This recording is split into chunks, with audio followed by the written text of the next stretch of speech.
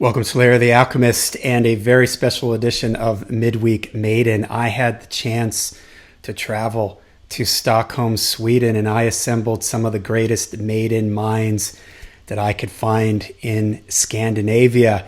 And we got together and had what I'm dubbing the Great Iron Maiden discussion. I've got the guys from the Most Awesome Maiden A to Z podcast. I also have the guys from Maiden Stockholm and some other special guests. And we sit down and we have a lively discussion discussing Iron Maiden. I'm going to have to break this into two parts, the video, because we went on for some time. But some of the topics we cover in the first part here is what song would you like Iron Maiden to add to their set list?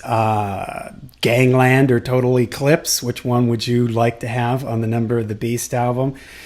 What Maiden member would you like to hang out with? And what would you change to their live set list?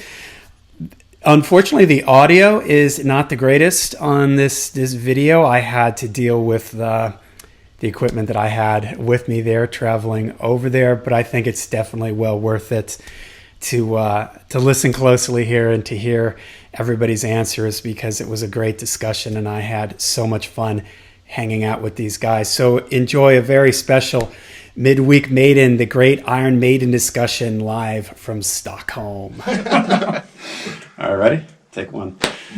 Welcome to Larry the Alchemist, a very special edition here. I am coming to you live from Stockholm, Sweden, in a, what shall we call this, an undisclosed bunker hidden deep below the city of Stockholm. I'm coming to you with some very, very special guests. We have from the Maiden A to Z podcast, we have Jonathan and Eric. Emil. That's right. Yeah. All right. Yeah, he's a special friend here. We have from Maiden Stockholm and Dead Cosmonaut, we have Henrik and Matthias. Yep. All these guys have been on the channel before. Emil, this is your first time on the channel. Yeah, this one. Yeah, this is your first time on this channel. So we've had all these guys on this channel before. I'll link, of course, to all their various stuff in the description down below. So for this very special Midweek Maiden, as we like to call it, where we get together with you midweek and discuss all things Iron Maiden, I'm going to be throwing out some Iron Maiden questions, and we're just going to be passing them around and listening to what these guys have to say on it. They have not been prepped on any of the questions beforehand, so we'll see how this goes. All right, guys. So the first question: the most recent Iron Maiden tour, they played Alexander the Great. That was a real wish list song for a lot of people. Now that song has been played, what's a song that you would like to have Iron Maiden add to a future set list that maybe has either never been played before, or maybe it was only played a few times, or maybe it hasn't been played in ages? So what's that song for you? What's your song that you want them to bring back or add to the set for the first time? Eric, we'll start with you. I got this question not too long ago, actually, when I was in Dublin for the tour, and then I said "Sun and Steel," and I think I still agree with that, because that's a really cool song that has not been brought out. I thought it would work really well with the Senjutsu stuff because of the sort of samurai theme there as well. I'd say that, or maybe even Still Life. One of those two are really strong songs that never, as far as I know, never dabbled in. Still Life they have. They have played Still Life. But you had to pick one. What would it be between those two? Sun and Steel. Sun and Steel, definitely. The most rare of them, right? Yeah. Okay. Rare bird. Jonathan? I got 3 songs in my mind immediately, so I have to mention them all. But I could pick a top one afterwards, maybe. It's Infinite Dreams. Has been played, but it's Infinite Dreams.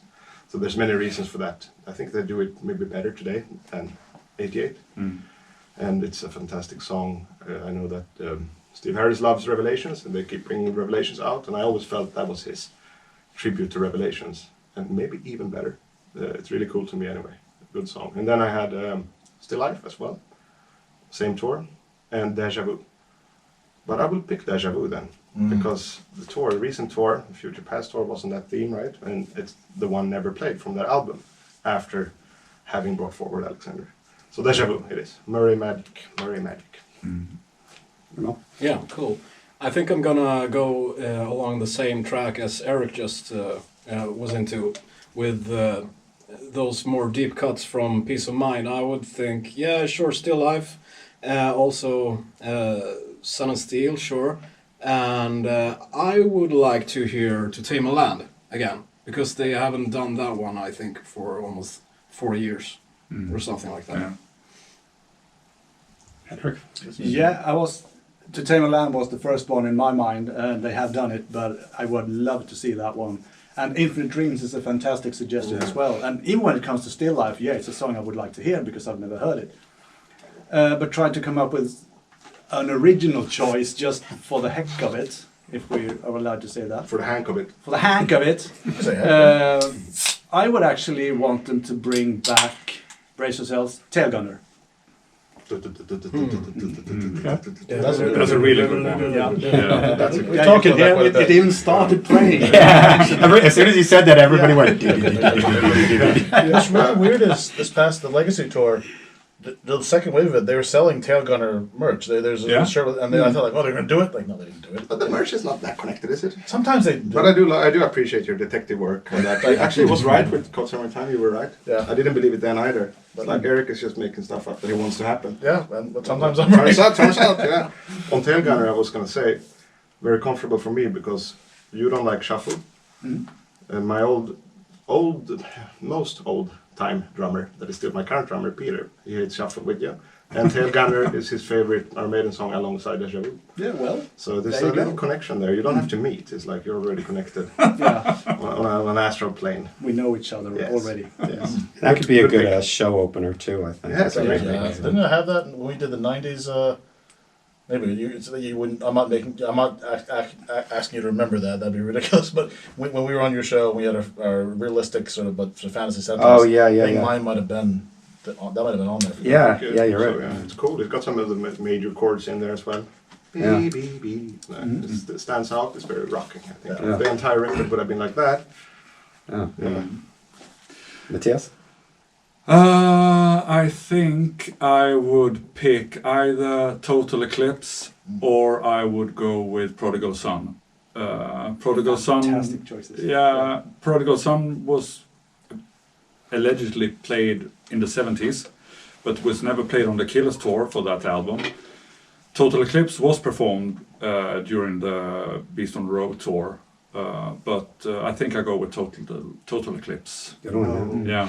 And being that that's been, when they did the last set of remasters, I know that was inserted back in there. Like when they did the vinyl remasters recently, they inserted that in there. So No, I they think- removed it. On the 98 remasters, it's on the CDs. But for the No, no, you're one step 15... behind. They removed it and they put it back in there. Put Yeah. it back in now. Just recently. Yeah, on the vinyl version. Yeah, they did Yeah, on the They put it vinyl right back in version. there. Yeah, And they removed Gangland. They removed Yeah. Gangland, sadly. Yeah. That's really weird. So I think I've there always may been be a a Ganglander, chance. you know, not a total eclipse there. I find that song has no flow whatsoever. I mean, the parts are great, but the flow is like amateur hour. It's really bad flow for a Maiden. Let's agree to disagree. Yeah. So I lost it at the finish line. It's like you brought those two songs forward and you picked the wrong one. I'm sorry. Feel not fun. Yeah, they on the Spotify The Spotify. Apparently, old people we add the before stuff, so I do that now as well. On the Spotify, they didn't change it, but Total Eclipse is No, on. they changed it. Look at the number of the beast. No, it's not. I just did. It's there. See, it's still there. Check the Spotify. The Yep. Spotify does not lie. But it says 8 songs at the bottom. Yeah, so There's no total eclipse, so you got an old one. yeah, I know. Yeah, but this is version. It's not on there. But also they released as a single on Spotify. Total eclipse, yes, but Gangland is gone. No, not that one I just looked at. But But either way, this is It's very. wrong. They There's no did, total they did eclipse release there. it as a You're correct, single. Yeah, Yeah. we did a That check means up in the that digital they made age. it wrong. Okay, for me, I was going to say To Tame a Land because I do love that one. And it's sort of the last epic from them that I love. That I know they've done it a few times, but they haven't done it in ages. But I'm going to say Lost for Words because when was the last time, I'm going to hit you guys, the Maiden specialists here, when was the last time Iron Maiden has played one of their instrumentals live? 1993, Transylvania.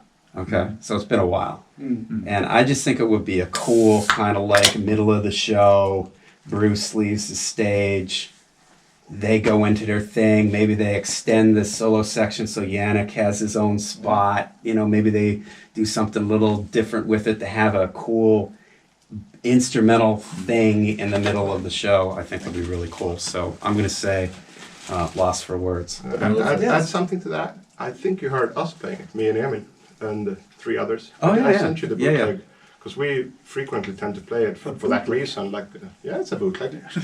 It's a bootleg. It's an iPhone recording, I think, but it sounds pretty good from Snövit. I think you liked it. You said something about nailing the tones. Yeah. And I think it's a good version we did there. So I spread it when I know people like that kind of stuff. So we have brought it back at least. Yeah. It's And Emil is doing a very good job drumming on that one. So it's super fun to play with him. I'm not sure if it's a hard song to drum, but it's a fun song to play with a good It's a drummer. fun song to drum. Yeah. Yeah. Very fun. I think we've done it at least twice, maybe 3 times, I think, live. Yeah, it's a good pause. Yeah, it is. It's also just a really cool song. It's I love it. It's a fun song. I'll tell you a It's hard funny, work to play on the bass. Yeah. yeah, I'll tell you a funny thing because It's a Wagner. a 12-year-old, 13-year-old in Mount Top, Pennsylvania does not know anything about Cockney slang and the whole dropping the H's stuff. So when I was little, I thought it was Lost for Words big ora. And I thought like aura. That's what I thought it meant. So it's something like the Egyptian eye and like it smells. And then years later, they just dropped their H's. Hoorah. I was like, that kind of takes the mystique out of that. So all the imagery I had for this song just went out the That window. was exactly the same for me. South of Stockholm, Haninge, if you're a 12, 13-year-old, you don't get Cockney slang either. Like my sister may have mentioned it because it was the 90s, and it was all about that London Britpop thing going on. So Cockney came around, but not before I heard that. So I thought also that it was an Egyptian thing. Yeah. The Lost for Woods, I thought it was first. Lost for Woods, big aura, Well, I even just recently I saw because Steve Harris will wear his like shirts with like three words that wouldn't necessarily sound. Whale oil beef hooked. There you go. Exactly. We'll all be fucked. Exactly. And people are like, what does this mean? They're like, Yeah. well, no, just say it a few times. In Irish. Yeah, slowly. Yeah, well, I had that explained on air on one of our episodes. Yeah. Dan explained it to me. Yeah. All right, this wasn't one of the planned questions, but since it sort of came up here, no explanation. You just got to pick one. Gangland or Total Eclipse? Go. Total Eclipse. Total Eclipse. Gangland. Gangland. I think Gangland. Yes. I Gangland. sense a big division here. No, I said Gangland too. Yeah, there we go. It's a matter of a window of age and maturity here. There we go. Gangland won. Okay, so when I We're really started digging in more when Adrian put his playthrough video on a couple of years ago, and It's I an was like, incredible riffage, and that song has a flow, but it is a bit flatlined, I would say. It's not that great, but it's better than Total Eclipse. Why For didn't- I love both songs. Why didn't Adrian continue doing that kind of video where he plays along Oh, with songs? yeah. It's a Yeah. fantastic thing. I said that on our show too. That's what the kids like, Yeah. meaning us kids. Yeah. Yeah. us 40-year-old, Me kid. middle-aged kids. Yeah, well, we are the kids when it comes to Maiden. You know, you're dedicated. All right, guys. So you can go out one night out on the town with any current member of Iron Maiden. Who would that be, Eric? Well, okay, so I would probably say Davey. Still, I thought about it. We since just sort of pull the curtain back. We had a few technical problems, but I still think it'd be Davey because I have met Bruce a few times. So I feel not that like I want to meet all of them. I don't really have that. When I was younger, maybe I wanted to meet the whole band, but I think he'd just be the most fun to hang out with. So that's what I'll go with. Davey. Davey. Yeah, and like I said, I had some elaborate thinking about this, and even discussions with friends over beers. Because why not? You know, it's almost like I guess I could be a fanboy, of this band. If there was any band, it would be me. Yeah. So I've had these. I went through this, and first I thought Adrian because it was my big favorite at the time. But then I felt, okay, he has his sad moments, and maybe he needs to recharge. Maybe he doesn't want to meet me, maybe. So he goes away. And then Dave, who has become kind of my favorite guitarist in the band, I play him in a band, it gets almost weird. Like, I play you in a band, what do you think about doing that solo? Is maybe uncomfortable for him, I don't know. Especially if you showed up dressed up Yeah, like him. with the wig and with the Peace of Mind tour outfit, the World Peace Tour outfit. Yeah, maybe I should. I would like to see Yeah, that. that's almost that's over the top. That's great again. That's stalker territory. This Yeah, a hasn't little bit. happened. We must make this happen. Show up like that and act like he's being weird. Gonna make them out. Hey, why are you dressed like me? What's your problem? He's not gonna be dressed like that though. But anyway, he's out. Nico seems very, very happy and outgoing. Many people would pick Nico.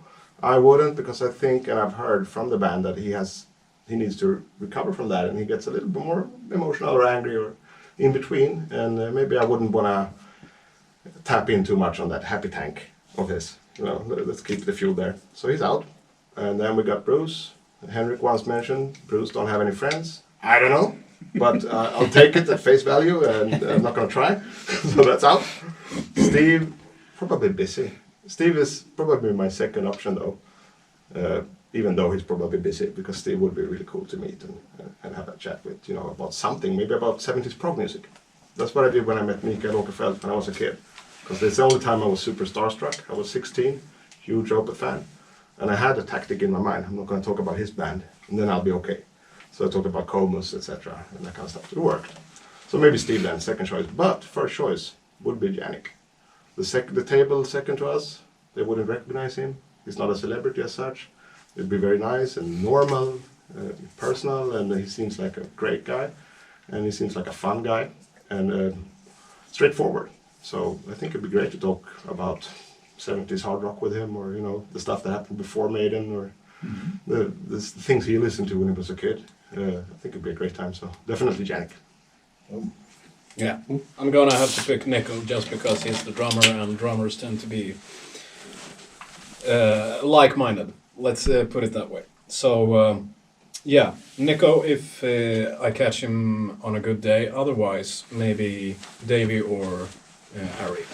Yeah. Okay. No, but you got to look at it this way. They're all standing there. You're picking, like in school. Right, you're picking a team. Who do you want on your team? And you can only pick one. Physical education. That's the way I should have phrased this. You're starting a dodgeball team, and who do you want to pick on It's your like team? PE in school. You can pick in order to pick last. Yeah. Like a really weird episode of The Bachelor to go up and give one of them A rose. I want to pick a date rather. Nico Go on it a is. date with him. Nico it is. Okay. Henrik?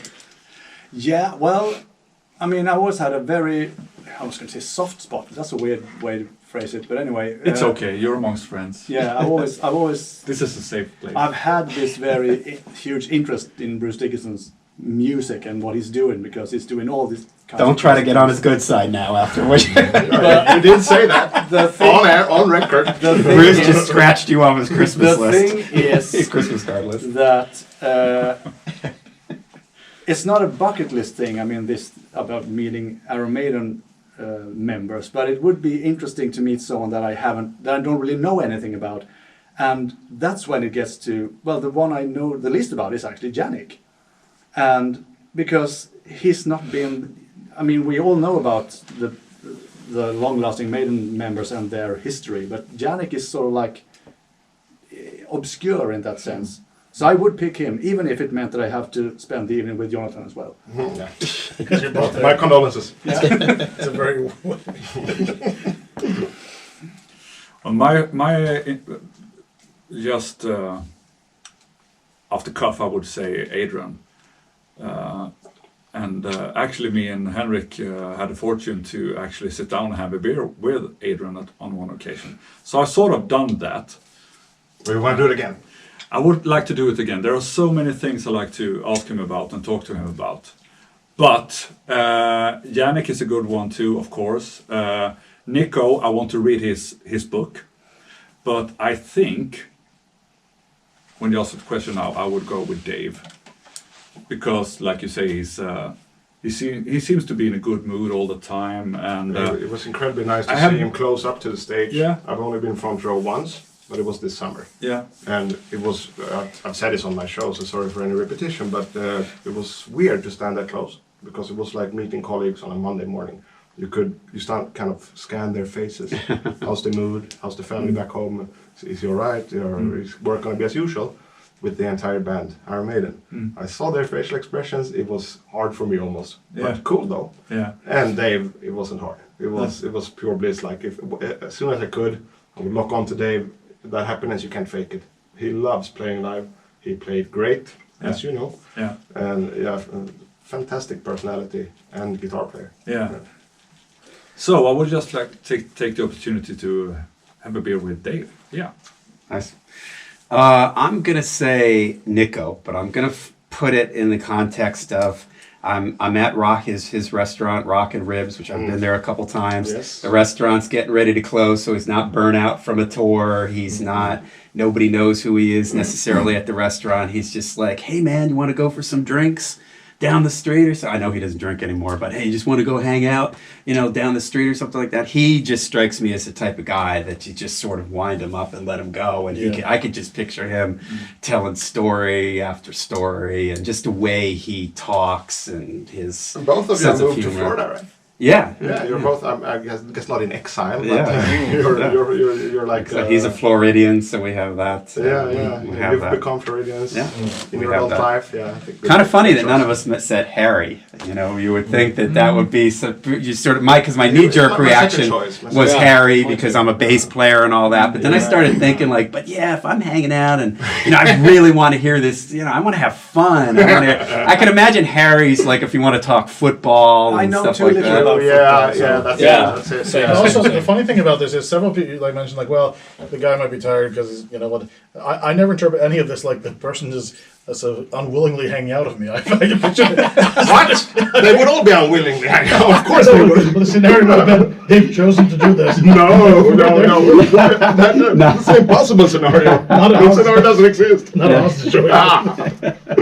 Why would they? But I was supposed to pick. Obviously, they're getting paid for this. Sure, of course. You've won some sort of contest, and they're obligated to have That's hang out actually with the, you. the second time I met Bruce was actually that exact scenario. And to be fair, I don't think it was it was probably a bigger deal for me than it was for him. He wasn't asking for your details. Probably digits. Like, I gotta get your digits down, Eric. Yeah, That didn't happen. but anyway, But it must have been great. Though. Okay, so next question.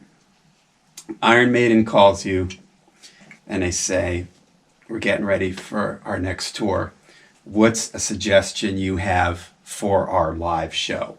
And that could be anything. That could be anything from the lights to the presentation to the types of songs they pick to anything related to their live show. What would you, do they want a suggestion for the next tour? We'll start.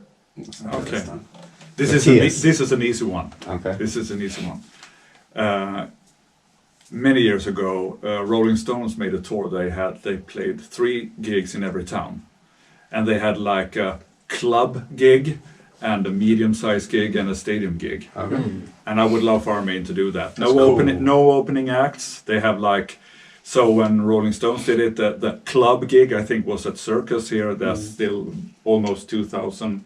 Yeah, but it's a great venue. Yeah, It is close small up. for them, for sure. And I they are- remember my dad talking about that, actually. And Bob Dylan playing there as well. He talked about a lot, because it's a small place for those acts. Yeah, But a great venue. My favorite in this town. yeah.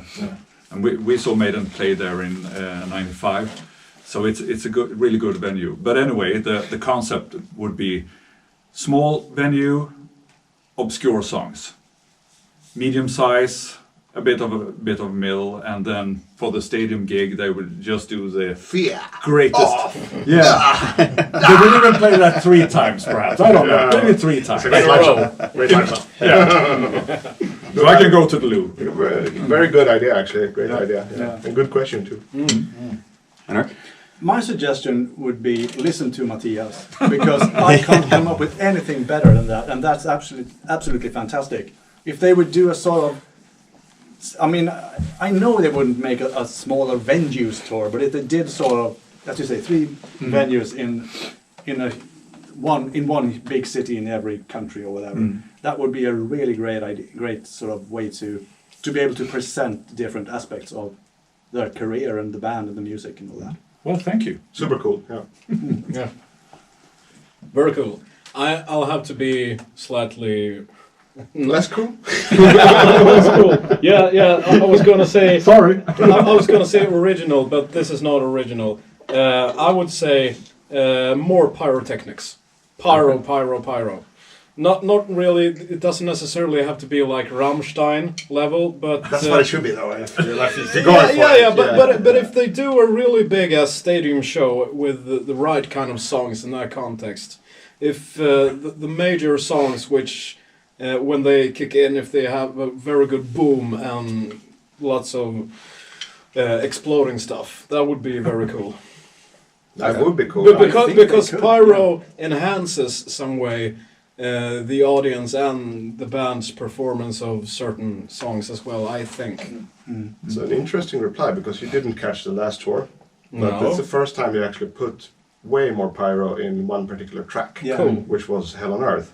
But some people said too much, and others said not on the level of Rammstein. They mentioned Rammstein too. For me, I liked it. But I don't think too much about that kind of stuff. But anyway, it's interesting that you mentioned that now that they, for the first time, brought out way more pyro than ever before. What would you say, Henrik? Yeah, they've never burned so much. Fuel. Their CO2 print has never been bigger than No. All right. this tour. And I think it was fitting for that song. Cool to save it for the encore. But anyway, what I would suggest, simple, call Lars Ulrich, ask him, you make the set list. Because he makes way cooler set lists than that band. He starts with an instrumental from the second record in '84. He starts with that now. He starts with an instrumental from the third record in '86. He opens with that on the second show. And they also do the double thing, right? Yeah. Currently. So if he made a set list, and I would imagine it starts with Genghis Khan. Why the fuck not? Start with Genghis Khan. Oh, sorry, we're not cursing on the show. Why the heck not? Fantastic, yeah. Why the heck not? Start with Genghis Khan. They can do that. Like, don't cater to the normal fans. I mean, granted, this Cater tour, to the abnormal this tour fans. they took a step in that direction. Thank you very much. Yeah. But I've always Yeah. thought like they could do so much more interesting stuff, and they would totally be able to nail that. Why be so contrived to this corporate, frankly, format that they have on their set list normally? Like, start with Genghis Khan. It's cool. It's cool. It's what Lars would have done. He would have put it there. And he's not going to drum, so don't worry about that. You know. But he should make the set list. That would be great. That would be my suggestion. And perhaps another one, small one. No opening acts, please. It's not gone so well over the years. So just scrap that. Scrap that. An evening with Iron Maiden. Yes. Period. Yes. Yeah, I mean that I think. I mean I've seen a few opening acts that have been all right. I didn't see the last one, this particular tour. I don't think I missed In one. Flames and Mastodon, that was a good one. That was a very good one. Yeah. But I think maybe like I remember this particular tour they did a lot of like there was a lot of screens and things and whatnot. And I said I was kind of disappointed because I wanted the physical like I wanted. I mean I know that the inflatable Eddie thing might not have looked very good back in the day, but there's better ways to do that now. And there's something cool about having something physical there. The same thing is like when I watch movies, I prefer when they do practical effects because that's something real. You see it So much better, yeah. Even for me, not a movie nut, but I love that stuff. Yeah. So they did more of that, and then you wouldn't need to, try to out Rammstein, because you'd have. That's going to be hard. It's going to be very hard. But also, besides that, if you have a really cool stage setup, maybe you could also do a bit of Metallica thing where you have a rotating set, because. The set list, you mean? Yeah, the set Yeah, list, because they this tour they did now, they two dates per city and different set lists each night. That's really cool. Yeah, normally what people say we've been onto this plenty, right, on our show. We're 150 episodes in soon. So normally what people say is like, yeah, but they have such a production, they have the screens behind, the big sheets that, fall back in the band. But I would say just don't do them then. They could also Done! they also have enough stuff in their probably warehouse that they could improvise a bit. Well, I loved the 2005 set. That was easier, simpler. Yeah. There wasn't that much of that. I loved it, but I also love the idea of great inflatables too. Just But- like in practical things, like you're actually seeing a gigantic, massive monster there, rather than just like watching on the screen. I think is cool. This isn't going to be my pick, but you have a good point about that. I saw Pumpkins United, the Halloween, thing with the three singers, yeah. and they had a digital screen behind them, and there was stuff playing. And at first I thought, oh, this is good, because they had it like kind of going before the show even started. Just had like the pumpkin head, and I thought, oh, okay, this is going to be really like stupid and corny. It's going to get old really quick. But it was actually really entertaining. And each time it moved along with the songs. There were times where the guys were projected on the screens. There were times where like it was like a silhouette of the guy and I the mean, pumpkin would come by. The live shots. Yeah, right. You were getting the live shots on the Yeah. screen, plus you were getting the live shots where there'd be like some kind of effect that made them look like they were floating in space and spinning around, like all kinds of things. And it was really surprisingly entertaining. But that's not my pick, but I think they should do that. Okay. I would say, and I've said this to many Maiden fans, probably, I know I've said this to you, Matthias, I think that they should do a tour where they make it perfectly clear before the tour even starts that this is for the hardcores. We're playing theaters. The tickets are going to be expensive. No opening acts. We take an intermission. No stage props. No big airplanes. No even banners. I'm talking We don't even need amps, the Walk on Eddie as well. We've seen the Walk on Eddie plenty. amps and the band. And they only play deep cuts. And it doesn't even necessarily have to be deep cuts, but you're not going to get Number of the Beast. You're not going to get Fear of the Dark. You're not getting any of those things. This is for the hardcores. It's in a smaller venue, so we got to charge more. We're keeping the price down. It's just amps on stage, us rocking out. 2 nights maybe, each city that they play. So